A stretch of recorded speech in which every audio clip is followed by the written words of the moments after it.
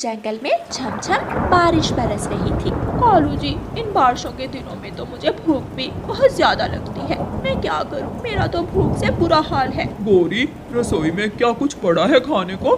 ना, रसोई में तो एक नमक के सिवा कुछ नहीं पड़ा, सब खत्म हो गया। वो मोटी चोंच वाला तोता मुझे हजार बातें सुनाएगा। उसके पास मीठा फल तो है, मैंने देखा, वो अभी अभी लेकर जा रहा था। अच्छा, अगर तोते के पास मीठा फल है तो मैं जाती हूँ और मैं किसी न किसी तरह तोते से मीठा फल लेकर खाती हूँ। गौरी कवि अपने घर से निकलती है और मिठू तोते के घर की तरफ जाती है। मिठू तोता अपने घर में बैठा हुआ था। हरियाली, मेरी किस्मत अच्छी थी जो मैं सीधा मीठे फल के पेड़ की तरफ गया और मुझे मीठा फल मिल गया, वरना आज तो हम दोनों को भूखे ही रहना पड़ना था। मिठू, मेरे मिठू तोते भाई, दरवाजा खोलना। ये तो गौरी कवि की आवाज है। वो इतनी तेज बारिश में क्या करने आई होगी? मिठू तोता दरवाजा खोलता है। मिठू भाई जी, मेरा भूख से बुरा हाल है, प्लीज मुझे खाने को कुछ दे दो। लेकिन मेरे पास तो कुछ नहीं है।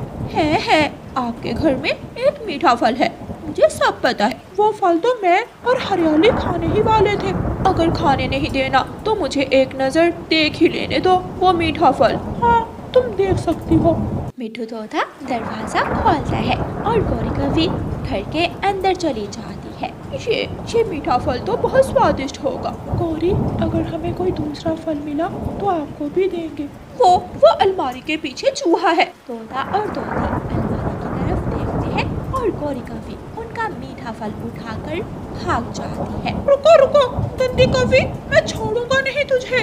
तोता भी गौरी कवि के पीछे भागता है, लेकिन गौरी कवि झाड़ियों में जाकर छुप जाती है। बहुत मुश्किल से मैं मीठा फल ढूंढ कर लाया था, बेशरम कवि छीन कर ले गई। तोता वापस घर चला जाता है और गौरी कवि तोते से छुपते हुए मीठा फल लेकर अपने घर चली जाती है। शाम के बाद मिठू तोता और हरियाली तोती रानो चिड़िया के पास जाते हैं। रानो चिड़िया, अगर घर में 2 दाने पड़े हैं तो हमें दो, हम भूखे हैं। लेकिन तोते भैया, आप तो सुबह मीठा फल लाए थे। चिड़िया बहन, क्या बताएं, वो मीठा फल तो गौरी कवि हमसे छीन कर भाग गई। ये सुनकर रानो चिड़िया हंसने लग जाती है। वो कौवा और कवि तो हर वक्त भूखे होते हैं। कल कवि ने बुलबुल से भी दाना छीन लिया था। रानो चिड़िया मिठू तोते को कुछ दाने दे देती है। तोता और तोती वो दाने लेकर अपने घर चले जाते हैं। गौरी कवि आधे से ज्यादा मीठा फल खुद खाती है और थोड़ा सा कालू कव्वे को दे देती है। पेट तो भर गया, अब मुझे नींद आ रही है। दोनों कव्वे आराम से सो जाते हैं। दूसरे दिन रानो चिड़िया और मिठू तोता उड़ते हुए इंसानों की बस्ती में जाते हैं। किसान की पत्नी छपरे के नीचे बैठी मीठी खीर बना रही थी। चिड़िया, किसान की पत्नी बहुत दयालु है, अगर हम उसे मीठी खीर मांगे तो वो जरूर हमें दे देगी। लेकिन ऐसा भी हो सकता है कि खीर थोड़ी हो। फिर तोता और चिड़िया किसान की पत्नी के पास जाते हैं। माँ जी, बारिश की वजह से दाना बहुत मुश्किल से मिलता है, हम भूखे हैं, हमें भी थोड़ी मीठी खीर दे दें। चिड़िया रानी, मेरी बहन आ रही है, इसलिए मेरे पास मीठी खीर थोड़ी है। हाँ, मैं आपको कुछ चीज़ें दे देती हूँ, आप अपने घर जाकर मीठी खीर बनाकर खा लेना। ये तो और भी अच्छी बात है रानो चिड़िया, बहुत मज़ा आएगा बारिश के मौसम में मीठी खीर बनाने का।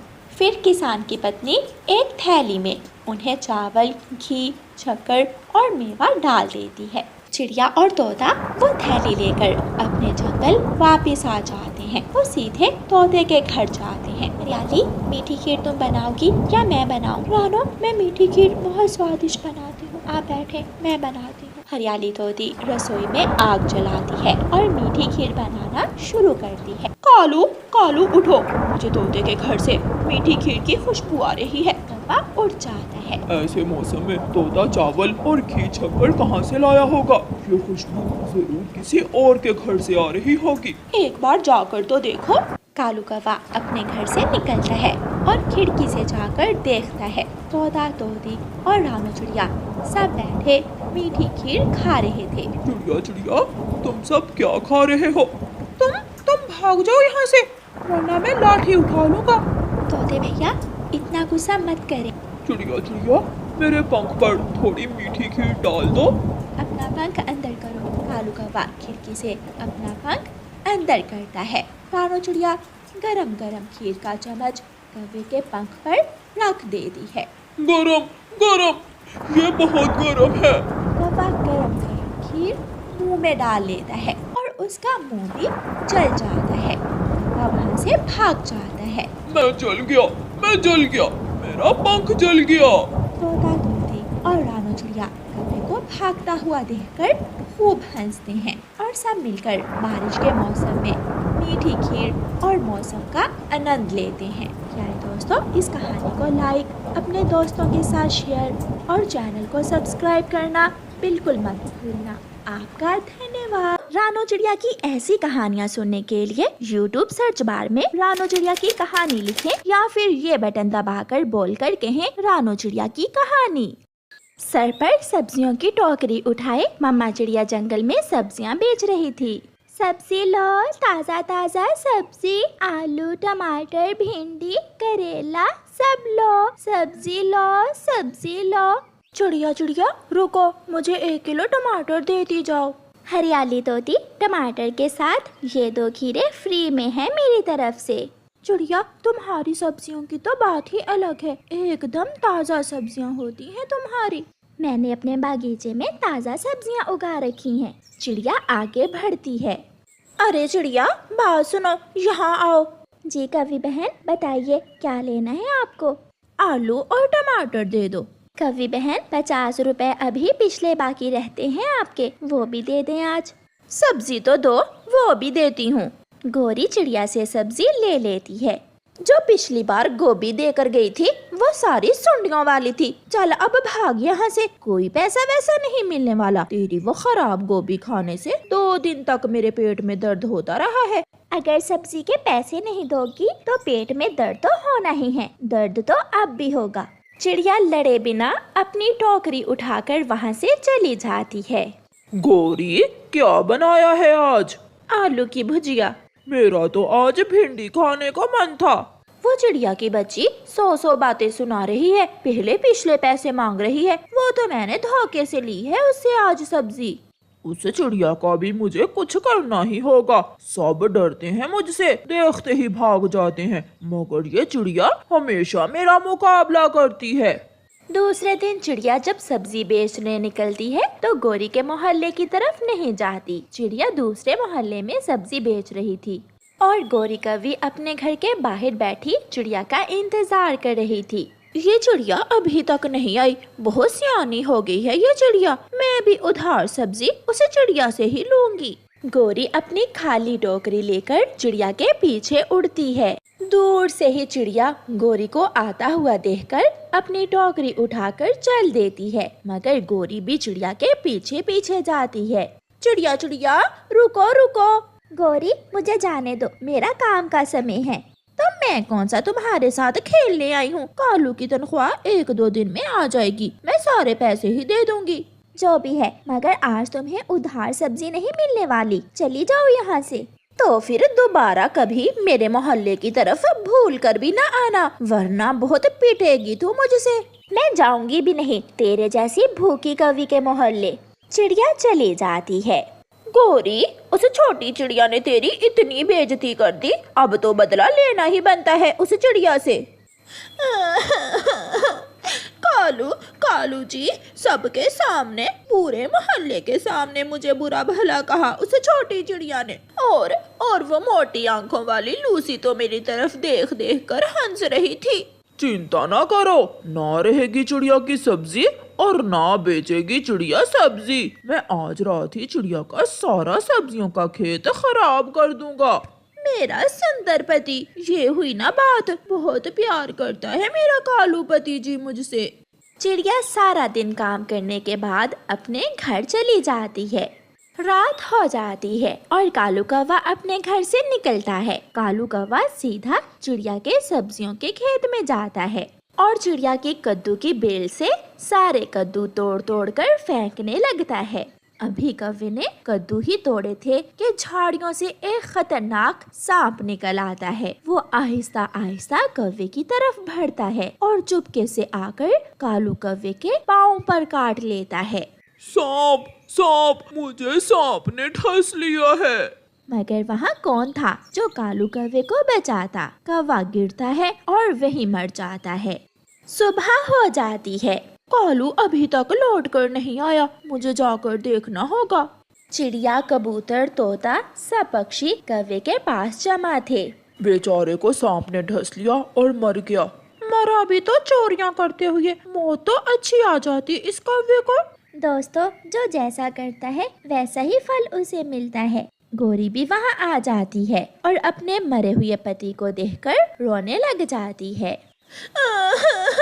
कालू, कालू जी, मुझे छोड़कर ना जाना, मैं तुम्हारे बिना कैसे जी पाऊंगी। कालू, मेरा कालू। गोरी, मरने से पहले ये कुछ कद्दू कालू ने तोड़े थे, ये तुम ले जाओ, शायद ये खा लेने से तुम्हारा पेट भर जाए।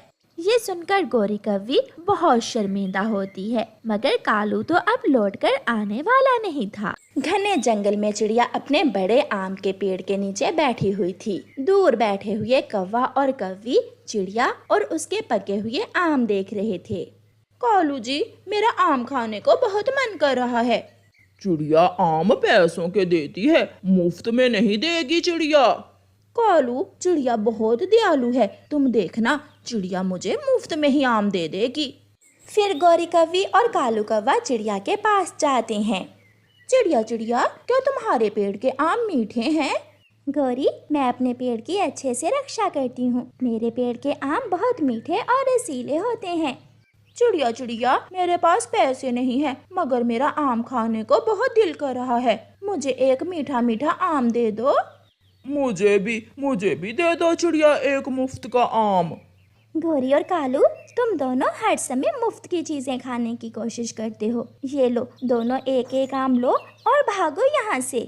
गौरी कौवी और कालू कौवा एक एक आम लेते हैं और वहाँ से चले जाते हैं। वो दोनों नदी के पास जाकर ठंडे ठंडे पानी से आम धोकर आम खाने लगते हैं। वो आम खा रहे थे कि गौरी की नजर चिड़िया पर जाती है, जो अपने घर जा रही थी। कालू, कालू, चिड़िया घर चली गई, एक आम जग्गू के लिए भी चुरा लेते हैं। मौका अच्छा है, जल्दी चलो गौरी। वो दोनों अपना अपना आम खाकर फिर से वापस चिड़िया के पेड़ से आम चुराने चले जाते हैं। इधर उधर देखकर गौरी कौवी एक आम तोड़कर नीचे फेंक देती है। गौरी, गौरी, चिड़िया नहीं है, कुछ आम और चुरा लो। फिर वो दोनों कौवे चिड़िया के पेड़ से टोकरी भर आम चुराकर भाग जाते हैं। मम्मा, मम्मा, मेरी मम्मा आम लाई है। जग्गू, जग्गू, पता है ये आम मैं और तेरे पिताजी चिड़िया के पेड़ से चुरा कर लाए हैं। मेरा बेटा भी हमारी तरह बड़ा चोर बनेगा एक दिन। मैं अपने मम्मा पापा का नाम जरूर रोशन करूंगा, इतना बड़ा चोर बनूंगा कि अपने पिताजी से भी बड़ा चोर। फिर वो सब आम खाने लगते हैं। गुड़िया बेटी, कल मैं आपको मैंगो शेक बना कर दूंगी। मम्मा, मैं अपनी दोस्त सुनीता तितली को भी मैंगो शेक पिलाऊंगी। हाँ हाँ जरूर, सबको मिलेगा मैंगो शेक। फिर दूसरे दिन जब चिड़िया अपने मैंगो के पेड़ के पास जाती है तो पेड़ पर पके हुए आम कम थे। ये कौन मेरे आम चुरा कर ले गया? कोई तो चोर है जो मेरे आम चुराता है। उड़ती हुई चील उस दिशा में आती है। तोते, तोते, चिड़िया का आमों का पेड़ कहाँ है? मुझे चिड़िया से कुछ आम लेने हैं। चील, वो सामने घने पेड़ों के पास है चिड़िया का आम का पेड़, बहुत मीठे आम है चिड़िया के पेड़ के। बड़ी चील चिड़िया के पास जाती है। चिड़िया, चिड़िया, मैं आम लेने आई हूँ, सुना है तुम्हारे पेड़ के आम बहुत मीठे और स्वादिष्ट हैं। चील दी, अच्छा ही हुआ जो आप आ गए। आप ये पूरा पेड़ ही रख लें, मैं भी अब अपनी बेटी को लेकर उसकी नानों के पास जा रही हूँ। फिर चील चिड़िया को पूरे पेड़ के ही पैसे दे देती है और चिड़िया पैसे लेकर वहाँ से चली जाती है। कोई चोर इस पेड़ से आम चुरा भी सकता है, मैं यहाँ छुपकर शाम तक अपने आमों की रखवाली करूँगी। नदी पर बैठे हुए कौवा और कौवी जब चिड़िया को घर जाता हुआ देखते हैं तो खुशी से उछलने लगते हैं। वो गई छोटी चिड़िया। चिड़िया चली गई, चिड़िया चली गई। कालू, कालू जी, जल्दी चलो, मौका अच्छा है। दोनों कौवे भागते हैं। और जाकर पेड़ से आम तोड़ तोड़ कर नीचे गिराने लगते हैं। रुको रुको चोर कौवो, ये आम का पेड़ चिड़िया से मैंने खरीद लिया है, रुको जरा। गोरी और कालू चील को देखकर कांपने लगते हैं। चील दी, ये आम का पेड़ तो चिड़िया का है। चोरनी कहेंगी, मैं अभी बताती हूँ तुम्हें। फिर चील गोरी को पकड़ लेती है और कालू भागकर बच जाता है। कालू जी, पति जी, मुझे बचाओ। चील गोरी कौवे की खूब पिटाई करती है और मार मार कर उसे बंदरिया बना देती है। ऐसे कौवों को चोरी की सजा मिलती है।